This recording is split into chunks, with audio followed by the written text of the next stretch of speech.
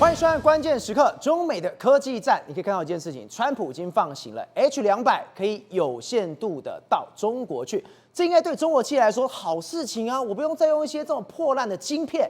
结果没想到的事情，中国海关今天出手，他说 H200晶片一片都不准流到中国里面去。大家想，到底发生什么事情啊？原来中国心里想的事情是，如果我用这个 H200话，那我是完完全全被美国经济支配。好，什么叫经济支配？最近我手上拿的这本书非常的有名，它叫做《商业争霸》，它的副标题叫做“美国能够动用全球经济指挥权封锁中国”。什么叫做美国的全球经济指挥权？中国最常吹嘘一件事情，我跟美国叫G2，我跟他平起平坐，甚至东升西降。中国跟美国是世界两大强权，而且他最常讲的是，当今天中国去动台湾的时候，我劝你美国不要来插手，因为你美国敢用经济制裁的话，你会死得很难看。但是这本书里面告诉我们的是，美国会不会有伤？会有伤，但是你中国伤更大。今天美国伤到，但你中国伤是伤到美国冲击的5到11倍，这是一个非常夸张的数字。这代表一件事情：当今天习近平吹嘘的跟什么一样的时候，这本书是完完全全的打脸他。尤其里面我们讲到一个最关键的，叫做经济的支配权、经济的掌控权。这本书的作者叫做班瓦格尔，他是现任的美国财政部投资安全办公室的政策分析师。简单来讲，他代表是他就是美国战略的幕僚之一。他不管做学者、做分析，他是最懂美国战略的人。他今天写的这本书就告诉我们一件事情：现在习近平在美国这种全球经济支配的压力之下，他是没有任何还手的余地。所以松哥这本书出来，我再拿一次出来，习近平简直快吓傻了。等于是我之前吹嘘的所有宣传，完完全全都没有效了。而且这本出来之后，更加确定一件事情 ：H200我真的不能买，我再买下去，我真的被支配了。没错，在赵尔手上那一本书叫《商业争霸》。那《商业争霸》来说的话，它的作者叫班瓦格尔，他其实是美国财政部的一个这个投资策略的分析师。所以简单来说，他讲的其实就是美国政府的立场，那也可能是美国智库会给美国总统的这个相关的想法。那这里面来说，我们直接来看封面，它封面就讲得非常清楚啊。他说中国跟美国的竞争的核心到底是军事还是科技，还是谁能够真正掌握控制全球经济的指挥权？所以也就是说，他说美国能够动用全球经济的指挥权来封锁中国，所以真正的力量是什么？商业的那个力量，尤其是经济的控制权，才是真正的主宰人类的最后的一个输赢的关键。好，它里面讲到什么？它里面讲到我现在讲，它里面讲到中国的经济规模，这个已经失真了数十年。他说中国的经济的这个 GDP 只有现在的这个约莫是2/3，就夸大，有1/3都是夸大的。对。另外包括说，他说如果真正的这个经济实力跟竞争力那么惊人的话，乍看很惊人啊，但是深入发现之后，他可以发现到许多层面堪称是纸糊的超级强国，真正的实力远不如宣称的那么强大。你看到川普就是用这样的态度在对付中国，你不觉得吗？他就一直说，我跟习近平很好，我觉得习近平很赞。但是其实他真正是这样，他根本就不看不起你嘛。他不是曾经在公开场合说，我跟这个很多中国的这个高官见面，他们都不敢讲话。对，他不是在公开在嘲笑习近平嘛？那公开他不是一直不断的用经济手段去威迫习近平嘛？所以你看他知道。中国并不如你宣称的那么强大，但是纸老虎我还是要维持你纸老虎的这个样子，所以这也难怪为什么这一个月川普敢这么大胆去做这么多事情。委内瑞拉这件事情，是我都知道是中国你的小老弟，对我照样端掉你。对，没错。伊朗我也知道你的小老弟，我照样施压。对，我就是看不起你。对，为什么？因为事实上，就美国的立场来讲它很简单，它现在甚至不怕跟这个中国真正发生冲突。它里面讲了很多，我觉得这个对我们台湾人来说，我觉得他们的这个文章我们可以看一下。他说，在战争的状况之下，美国可以透过2种途径对中国实施经济封锁，一个是联合盟友的方式采取共同行动，对；另外是采取远程的海上封锁。好，他说如果跟中国打仗，好，那当然这个美国为什么会跟中国打仗？就是台湾问题嘛。好，所以他就说，我们透过模拟发现，中国在短期内全面经济封锁遭受的损失是美国经济损失的这个5到11倍，然后5到11倍啊，所以中国损失会非常惨重。更重要的是，长远来看，美国和这个绝大多数的盟国经历所谓工业移转的这个过渡期成本之后，经济可以恢复到原本的水准。但是中国长期经济来说，成长轨道会遭受到永久性的损害。对，所以简单来说，它的结论是什么？你真的要跟美国打，美国可以通过同盟封锁让你重创，你短时间之内重创是美国的5到11倍。但是好，假设因为现在中美两国都重创，对不对？但是经过重创之后，美国可以很快恢复，中国永远恢复不了。对，所以这就是为什么他就是说我们美国有底气跟你作战，原因就在这个地方。那我们跟他讲，这也是不难解释啊。今天有个最新的消息，就是说中国海关下令说什么？辉达 H200禁止进入中国。这是最新的消息，但是我们也没办法证实说这是真的啦哈。至少这是路透社的报道。他说呢，主要原因是因为海关人员告诉这个知情人士说，这个 H200进入中国市场是不允许的。他就说呢，他说官员的措辞非常的严厉，基本上是相当于目前已经实施禁令。我就说从 H200 就可以看出来中国的反复。一开始的时候，中国想要，美国不卖。对。那现在川普要卖，中国一下要，一下不要，一下要，一下不要，很尴尬。我就讲从这个 H200你就可以看得出来，到底谁在控制谁？对。美国在控制中国啊！我给 H200你不要好，你不要，那你就没办法。你没办法的时候，照我跟他讲 ，H200来说，现在他说谁可以买？他说他还是可以买啦。他说很多厂商不能买，但是还是可以买。譬如说大学合作的研究和机关来开发。所以就说中国还是要，他只是不希望真的被美国控制在他的手里面嘛。他很矛盾哎。对，也就是说他根本不知道他该怎么处理目前 H200的这个状况。好，那我就讲。这个根据媒体的报道，他说习近平的科技大梦残酷的事实就是要看台湾，还要看辉达联社，对不对？辉达是说我的 H200，我未来的所有的这个 AI 的发展，我需要 H200，但是 H200来说，我又必须变成是跟美国跟辉达看他们两个的脸色，好，另外一个是看台湾的脸色，因为什么？因为 H200或者很多晶片的制作者都是谁？都是台湾，对，所以变成说这个对习近平来说，为什么他一下子？要辉达，一下不要，一下要，一下不要。其实从这个例子，你就可以看得出来，美国才是真正那个实权的掌握者，他可以透过很多手段来封锁中国的一个状况。好，那另外一个，我们就讲，过去大家都有一个迷思，什么迷思呢？就是说好像营业额越大就越好。对，那事实上不是。这个文章里面来说，他说我们要了解21世纪的经济实力来说，要干什么？商业实力的分布。商业实力的分布是什么意思呢？它就简单来说，就是利润越高的越有实力嘛。好，那他就举个例子，他说地缘政治核心的高科技产业中间，他说美国创造55%全球利润，那盟国创造29%，高达84%，那中国来说的话只有6%，对，还比日本7低，还比这个只有比南韩高，所以就是说它其实根本就是科技看起来很强。但其实在获利率它很就 say boy。好，那我们再看一个这个更多的比例来看，你看在每一个地方，从航太，美国是99跟盟友哈，然后中国是1.29，对，半导体来说96对2，然后这个技术硬体的设备是90对6，然后这个 IT 服务来说85对7，然后化学品是81对8.7，然后77对2.4，这是生物。电信服务76对3，然后还有资本财是72对23。所以它不单单只是所谓的高科技产业，是各个产业全部都输。另外一张表是什么呢？就股东来说啊，这个蓝色这个黑色比较黑一点的是国企来说是38对这个12左右，11左右。但是如果加入股东的国企的时候，中国会下降，然后美国会上升，什么意思呢？就是中国很多公司其实是美国投资的啦。对，你那么强就是美国投资的，才有这样子的状况。他就是掌握控制权嘛，杀不杀，权力在我。但是中国你只能够被杀。好，所以我们来举个例子。他说呢，事实上经济规模不能够当成一个国家的重点。他说前苏联的1975年的苏联的 GDP 是美国的58%。那目前为止来说，中国大概是这个不及美国的这个不及这个美国的半数嘛，哈。然后这个目前为止来说话，也远非中国官方所说的2/3，所以它其实比1975年的苏联跟美国扛的时候，它的经济规模要更低。对，所以就在这样状况之下，它怎么扛得过？苏联当年都被这个美国击败，而且苏联当时的 GDP 是高的，对，它也不是那种低的哦，人家是很强的哦。所以也就是说，在当时的这个环境来说，你根本扛不过。所以他认为说不可能，而且目前为止，中国也没办法恢复它目前这个之前的这个经济状态，所以他认为扛不过去。中国跟英国不是有鸦片战争吗？对，在鸦片战争那时候呢，中国的经济规模比英国还要大，但是呢，问题是为什么一再输？对，跟英国打仗也输，跟法国打仗也输，然后跟这个八国联军打仗都输，甚至跟日本打仗都输。其实中国的经济规模都比他们大啊，但为什么会输？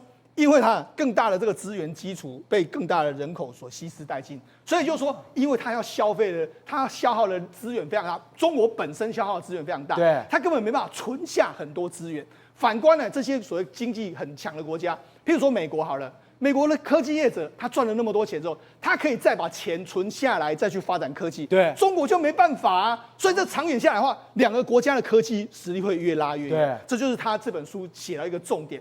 好，他举个例子，我觉得这个例子我们可以稍微来解释一下。过去我们都说中国，中国去年他们不是还自豪说，你看我们这个对外出超高达1兆美金以上，破了历史的记录，我们赚很多呢。对，好，这只是贸易数字。那真正有没有赚？我举个例子，譬如说 iPhone 现在在中国制造。那如果按照海关的说法是说 ，iPhone 因为要出口到美国去嘛，对不对？出到全世界嘛。iPhone 假设在美国卖，假设卖1000块，它的裸机假设是200块美金哦，200块美金，它从中国出口出来，它就要登记200块美金。对。可是问题是中国赚多少？中国没有赚什么。我们要看真正中国赚的钱。中国赚的钱只有3.8，也就是说，因为在中国生产，我只赚3.8。真正那些赚的钱，韩国有很多零组件，他赚了25%，日本赚了11%，台湾赚了7.2%，然后美国刚刚赚最多。这是之前呢，中国有一个分析师他说的 ，iPhone 3G 的时候，他说呢，中国的这个劳动创造的这个值啊，只有这个6.5块，大概只有占3.6%，因为都是。很简单嘛，他是把全世界的这个零组件都送到中国去嘛，对不对？譬如说韩国的低润，韩国低润毛利是50%，台湾的这个晶圆代工毛利率是50%，送到那边去，我们赚很多钱，但是你做成一只手机，你的额度很大，但是其实你根本没赚钱，就这样，很简单。所以它完完全全简单来讲，真正控制利润的人是美国，是，而且还有美国的盟友们。中国的贸易额度越大，就是出超越大的时候，它有可能是流血、失血。所以为什么中国会经济越来越萎缩？你看它贸易额那么大，出超那么大，但有可能是它常常都在赔钱。简单来说，它是输血给别人对，所以它额度越大之后，它可能亏得越惨，中国经济会越弱。这是他们没有看到的一个重点，太惨了吧？这就是习近平一直认为说，我以国家的名义来看，但是他其实没有看到更细目的东西。好，然后他就说，到了这个 iPhone 10的时候，他说组装也只有10%而已啊。他说我们中国还是赚这样子啊，然后他说没有任何中国的供应商零组件涉及到手机的核心部位，核心部位就包括说处理器啦、DRAM 啊、NAND Flash 这些显示器还有镜头等等都没有。好，那一直到了这个2023年的时候，他说到 iPhone 14的时候呢，照我那这个状况更差，相较5年前的 iPhone 10的状况，中国企业对 iPhone 14的贡献度更为有限。他说只有3项零组件是真正中国设计，对，就是麦克风，然后扬声器还有震动马达。这个都不是很核心的，越赚越少，对，毛利越来越低。然后还有2个东西，它那2个东西来说的话，有这个不锈钢的这个边框，还有这个玻璃盖板，2个都是由中国设计的。但是照你仔细来看哦，这2个东西设计的时候，其实它的真正的核心是什么？它的核心原材料要钢铁嘛，对，它是从浦项钢铁来的，韩国来的，所以真正的核心都不是他们赚的。所以就跟这个一模一样啊，是南韩、日本、台湾真的有赚是这3个。你日本你中国最后赚那一滴滴的，对，所以这会变成什么呀？照我们之前不是说吗？邓小平有说过一句话，跟美国做生意会赚钱。为什么？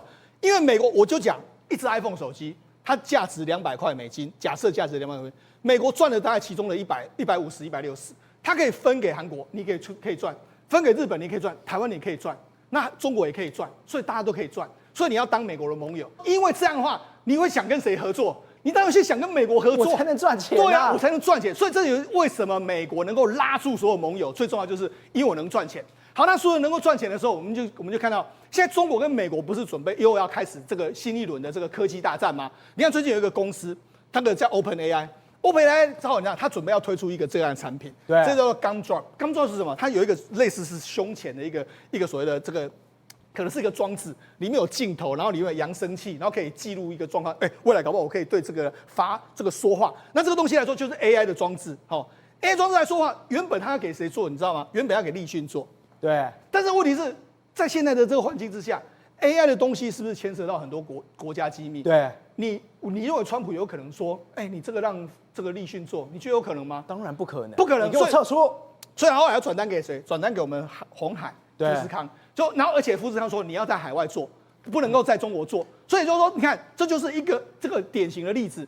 真正拥有决定权的是谁？OpenAI 啊，美国啊，不是你中国啊。你中国就算你中国的制造实力再强，他还是会选择不是你。不是，这也太惨了吧？我们刚刚讲，他在手机上面已经赚到剩一点点了，是进入到 AI 新世代的时候，你连赚都没办法赚，是没错。所以你连这个市场都没办法进来的。谁在主导这个？很明显嘛。好，那我们来看一个，就是现在大家都要怎样？赶快跟中国切割嘛，对。所以我们知道这几天的时候，我们不是起诉了一个人吗？就是说这个深圳湾普拉斯的公司的这个负责人嘛，就是这个原本是这个刘作虎，他原本就是这个 OnePlus 的他的相关的负责人嘛。然后他之前能来台湾嘛，然后他汇了23亿进来嘛，然后而且还这个招揽了很多员工嘛，帮他们工作。所以我们用什么？用你违反所谓台湾地区与大陆人民关系条例的，对他发布通缉。他是 OPPO 的创办人。是啊。结果台湾竟然对他发通缉，对，没错，我抓你对，全球通缉。对，那为什么我们这样做？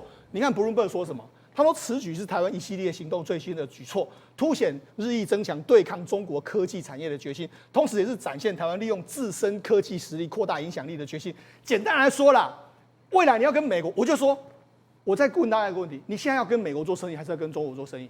当然跟美国做生意嘛，对不对？但你跟美国做生意的时候，有一个前提，你要跟中国划清界限。那台湾就在做这样的状况，就是我跟他切割，我绝对不会跟他有什么这个太多的往来的这个状况。所以我才跟你讲，在过去一段时间，你或许可以这个在中国跟美国两边游移，但是我觉得在未来的世界里面没有这样的状况，就你只能当美国的盟友，或者说你不当美国盟友，那你准备挨打，就是这样的一个状况。国正，我们刚刚一直提到这一本书《商业争霸》，我刚刚讲我拿那本书出来的时候，我说习近平怕死，连 H200他都不敢买，为什么？我怕被这个所谓的经济指挥权给指控下去。结果你说这个怕，除了这个之外，第二个怕是什么？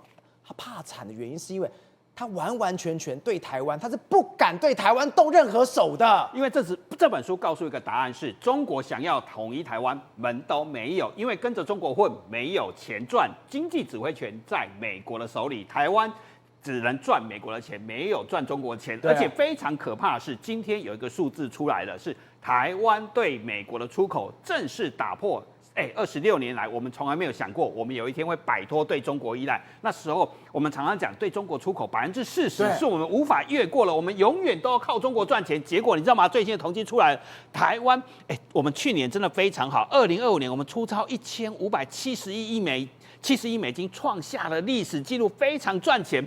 但真正关键的还不是这个，而是对美国出口已经提高了30%，对中国跟香港加起来，两个加起来才26.6%，等于1999年以来，我们终于打破了对中国的依赖，而且对美国的依赖越来越大。原来美国所谓的动用动用经济指挥权，就是过去的6年来不是打贸易战吗？要求所有的台商撤出中国，把所有的供应链撤出中国，这个数字出现了，原来全部人其实都在赚美国钱，没有人真正的赚中国钱。你看数字非常明显，对美国的成长12月，20几亿，然后现在增长78%，代表什么？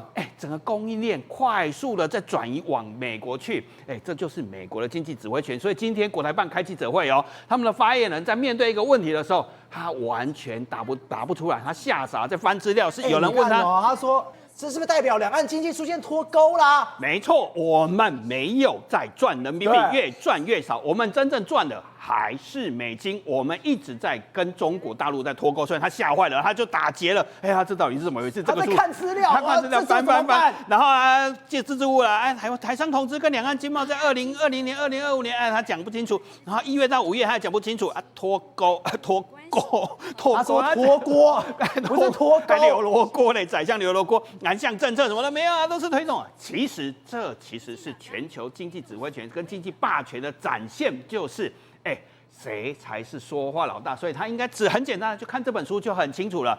谁决定利润？中国就是不是巨人，它就是一个只做的龙。利润它根本没有掌握。以苹果来讲，苹果手机55%利润是美国人决定的，中国只占6%的利润，跟中国没有半毛钱关系，所以就脱钩了。所以中国只会做什么？只会做低阶组装，而且它没有办法怎么样？没有办法分配利益，它只有6块钱，它要怎么分？美国有55块，以一个苹果手机来分讲的话，这才是实力。好，再来，中国没有技术。什么叫没有技术？100年前的时候，一架飞机刚诞生的时候，可能只有几百个零件。你中国为什么现在做不出7919？是因为飞机越来越复杂，一个747有600万个独立零件，不是零件多就好，而是每个都是有专利，都是有独门功夫。你想要其中一个，你在组装的时候就发现，哇，这个东西是美国人，这个东西是美国人的，你没有跟美国低头，你还拿不到，你就组装不出来。这个叫做技术，这个叫经济权利。你没有技术。好，我再讲另外一个东西，他们不是都要说要艾斯摩尔的曝光机吗？深圳号称做出来了吗？你知道做一个曝光机有多难吗？艾斯摩尔的，我们不要讲整台了，虽然这个像小房间就这么大哦，像小房很大的耶，很大，只是内部的雷射系统有几个零件，你知道吗？457329个，每个零件不是都有它的功用，都有它一个雷射系统这么大一个，里面的雷射系统有45万多个零件，对，而且这个零件每个都有专利，不是为了零件多哦，你要知道哦，每个零件都有它的功能，都有它的技术，都有它的专利。不是你想要复制，你要 copy 你就 copy 得到了，你想做不了。对啊，中国最喜欢号称什么？新三样啊，很会出口所谓的太阳能板啊，很会出口电动车啊。我告诉你，太阳能板它占全世界80%，厉害啊，好棒棒啊！太阳能板是用什么做？你知道吗？其实就是沙子啦，跟硼啦，就是细跟沙啦，用大量的电去耗电。所以台湾为什么不敢做它？是因为它非常的耗电跟污染。对，再来。抛研磨、抛光、切割，加一些电线涂一点银在上面，可以让它发电效率更好。太阳能板就是这几道流程，没有别的东西了。所以最近有一个国家宣布跨入太阳能板的领域，可以做太阳能板，叫布吉纳法索。它很厉害哦，它是全球排名第18穷的国家连它第18穷的国家，对，所以我要杀进太阳能的市场。对，因为连它都在做，代表什么？这个没有任何技术门槛啊！我跟你中国竞争，我贫穷18名，那又怎么样？简单的啦。但中国网民会在网络上问我说：“你这样胡扯啊！中国做了没有人比它更便宜、更厉害啊？”对啊，因为你做了很便宜，你做了没赚钱，这才是重点嘛。你高耗能、高污染，我们不做嘛。我们要做的是这个东西，我们高精准，我们要55%利润，谁跟你做6%？你做到赔钱才是重点嘛。结果你的 GDP 还造假，你怎么造假？你知道吗？我讲一个1780年的故事，那时候俄罗斯帝国跟鄂图曼土耳其帝国打仗，抢了克里米亚半岛，就是现在乌克兰南边那块半岛。那时候凯瑟琳大帝很开心，我们抢了这个半岛，我们要去视察一下。那时候负责管理的叫波坦金爵士，这个是后来成为经济学跟政治学一个很重要的典范，叫波坦金村哦。那时候克里米亚半岛很穷啊，刚刚打完仗啊，抢来凋敝的要死啊。然后这个波坦金伯爵就很聪明。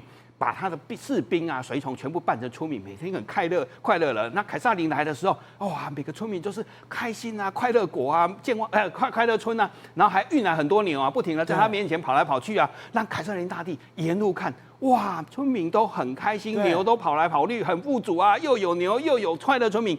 其实全部过程都是在骗他，牛都是同一群，所有人都他的侍从，而且还怎么样？为了他，连烟火都放烟火。他说：“哇，你们经济也太好，你们每个都很开心，你治理也太棒了吧？”这个叫做面子工程，在骗领导了。所以习近平骗到人问题。中国过去的 GDP 号称现在世界第2，其实是靠房地产跟铁公鸡拉出来的。它的投资金额占整个 GDP 的60%。一般我们讲 GDP 产生的时候，最重要当然投资在里面，再来是消费，再来是出口，再来是政府支出。它所有的都集中在60%，没有人正常国家投资占比这么高了，都在投资。那投资也不是坏事，你看它在这里呢，美国跟德国跟日本在下面。重点是你有没有出口跟有没有消费能力嘛？它都没有，它靠投资。那投资在哪里？投资全部都在房地产，投资的40%。如果把整个国家用去比喻的话，整个国家 GDP 的1/4都是靠盖房子。所以为什么今天有房地产泡沫？是因为这就是波坦金村。所以今天习近平完全就跟这一本《商业争霸》里的 story 讲的是一样的。习近平就是等于现在的凯撒琳大帝，对，他被所有人骗了，放烟火，哇，经济真好啊，有牛有什么？房子都很大他以为在这个情况之下，我一定赢得了美国，我一定可以东升西降，结果都是假的，就冲到最后，你的 GDP 建立在什么上面？他们叫假村民、假牛嘛。其实你的 GDP 全部建立所谓的烂尾楼、空城跟鬼城的上面，而且还要不停的往前去冲，让你的 GDP 维持那个假象可是你对别人毫无影响力嘛？什么叫影响力？什么叫经济霸权？美国透过大量的贸易、大量的去分配利益的时候，所有人都要跟美国做生意。你没有跟美国做生意，没有拥有美元就不行，甚至连中国银行也要听美国的命令。2025年，美国就对中国的汇业银行说，如果你在跟北韩贸易的话，我就要修你哦，冻结你的账户哦。结果发现中国人也是有美元账户，而且很依赖美元。他一听，马上终止跟北韩的相关业务啊！你不是很挺北韩啊？你不是很挺金不要冻结。对，好啊，这个让我们讲极端案例，叫中国跟北韩嘛，哈。我来讲最简单的案例是，那2018年伊朗的时候，美国不是核协议开始制裁所谓的伊朗嘛，推出核协议，伊朗不听话嘛，然后美国宣布制裁之后，你知道谁听话吗？法国的头塔道达尔人员，他马上不开发伊朗的油田，然后再来是丹麦全世界马士基快轨，它的货船马上不去跑伊朗，吓到了。在西门子专门做重要电器设备、机械设备的，他也马上推出所谓的伊朗市场。所以伊朗今天为什么惨？因为美国一宣布，这些人全部怕到了，他不敢跟伊朗做生意。所以今天我们看到一个现象是什么？当美国川普开始打经济战、贸易战的时候，为什么很多外商就撤出中国？所以这就是指挥权，全球指挥权。当我要去干这个人的时候，其他国家 OK，Yes sir， 我就跟上去了。这就是我说了，为什么他没有办法统一我们，是因为这些人都知道，跟着美国混有钱赚，跟着美国混，其实他才是财神爷。跟着这些人做，你赚不到钱嘛。如果有钱赚，台语说了，有金洋谈半米要蒙阿波马希嘛。可是你没钱赚。谁要跟你做朋友？你怎么可能有办法统一台湾？因为我们跟你混没钱赚嘛。宇轩，我们刚刚提到，跟中国做生意，第一个你没办法赚到钱，第二个你可能还会水，真的没在跟你开玩笑。你看到泰国的这案件，去年不是有缅甸那边震吗？震完之后，泰国中铁石油那个倒掉，那时候我们在节目上面讲，这绝对不会是第一起。你跟中国这种“一带一路”这种下去会出大事。结果你看，今天果然。一台行驶中的泰国火车咚咚咚咚咚来，结果中国的这种“一带一路”的这种工程起重机，直接砸向一个正在行驶的火车。因为你仔细看，它是呢跟着这个所谓的铁轨水平的哦，在它的高空当中直接施工，结果没想到这起重机呢施工着，因为呢不知道是操作不当，还是说呢机械出故障，底下。正好行经一台火车来到了时速120公里，结果夯不啷当，嘣一声直接掉下来，最后干嘛？砸中这一台火车的第3节车厢，太扯了，直接瞬间把它砸烂，这人都死了。对，那扯在哪里的第一件事情，你开什么玩笑？你怎么可能平行哦？一个在上，一个在下，上面在施工，下面火车在过。按照他们的相关的公安哦，大家基本常识，这不是法规哦，基本公安的常识，也就是我如果底下呢有交通运输工具正在运行的话，上面是不可能做任何施工的。结果他还真的这样干，对。然后干下去之后呢，最后导致多少呢？截至目前为止哦，因为死亡人数持续上升，来到28人，超过将近快要80人，已经100人受伤。因为你想想看嘛，它是第3节车厢砸下去之后，然后你知道第2节车厢干嘛吗？脱轨之后，它也翻了，开始起火。那起火之后呢，第4节也受伤，所以你看哦，这是第3节车厢，中间坦白讲我已经看不出来这是车厢了，整个钢梁那边闭亏。它是什么？它是拦腰型折断，这个车厢它是这样子折的。对，然后整个我们讲从里面的钢筋啊、钢梁全部都歘出来。然后呢，你看哦，前面这是我们讲的，开始有一些第2节或其他的车厢。整个火呢就开始冒，因为它可能撞击力道之大呢，导致有一些油或者是有一些器材已经开始起火，以及呢整辆列车，也就是靠近前缘的部分呢应声倒下。所以当下非常多的救难人员赶快一涌而上，开始在寻找所谓的生还者。但是有遇到很多状况，因为第一个还在爆炸，然后还有所谓的火光，然后再来呢已经压的我们讲扭曲变形，你也不知道人呢放在哪里。所以最后面他开始有些还有办法行为能力的人，而且正好我跟你讲有人是你知道怎么样吗？直接喷飞出窗外，所以呢，我讲这好事哦，你不要觉得是坏事哦，喷出去反而活下来，因为你如果卡在里面，可能就被压死了。所以你知道，所以说第一时间他如果弹出去，他还有生还的机会。对，如果你没有弹出去，你马被压死；要么是你被压完之后，你会窒息而死的。对，所以你看啊，后来他们从里面开始一个一个抬出来，他发现哇，人都没了，对，全部都往生的。所以地上他们就抬出来的时候，刚好用个布把它裹着，然后呢放在地上，一个一个都尸袋。来，像我刚才讲的就是这个人，对，这个人呢应该是工作人员。他在采访的时候，他说我是员工，然后整个全身衣服都是鲜血，手也被割伤。对，他说我当时为什么活下来？因为我被撞到的力道是大，我是先弹起来，很多人都撞到天花板，可能头就晕了。然后呢，他刚好是撞到车窗。砰！一个整个人这样飞出去，然后他说飞出去之后呢，他就看看自己的状况还可以，还在上课，所以他就赶快回过头呢，要去抢救第3节车厢的人，然后呢，以及第2节车厢的。结果没想到他第2节车厢的时候，大火就这样从里面直接这样冒出来，对，然后他就没办法了，他就根本进不去救他。来，各位，我们看证据，这个是在现场起重机看到的标章，他写 Italian Thai， 就是意大利泰。我知道你一定会误会说是意大利人，对不对？大错特错。这一间意大利泰你搜寻下来，你会发现一个很可怕的事实。还记不记得那时候，这个我们讲的边境大地震的时候，中国企业所盖的曼谷大楼，对，也就是呢他们的我们讲的审计大楼，不是说什么中铁时区盖那个就砰就倒的那一个，应声倒塌嘛，对，95死嘛，就是这个意大利泰，啊，就是同一间公司，一模一样。对，那这个意大利泰又是什么公司呢？就有中国网友因为心虚嘛，马上去问说：“哎呀，这个铁路建到哪里呢？和中资有关系吗？”他问中国的 AI 来 AI 就回答他：“这个是中国跟泰国合作的项目，是由科利府到曼谷，而且由中国企业提供技术标准和部分建设支持。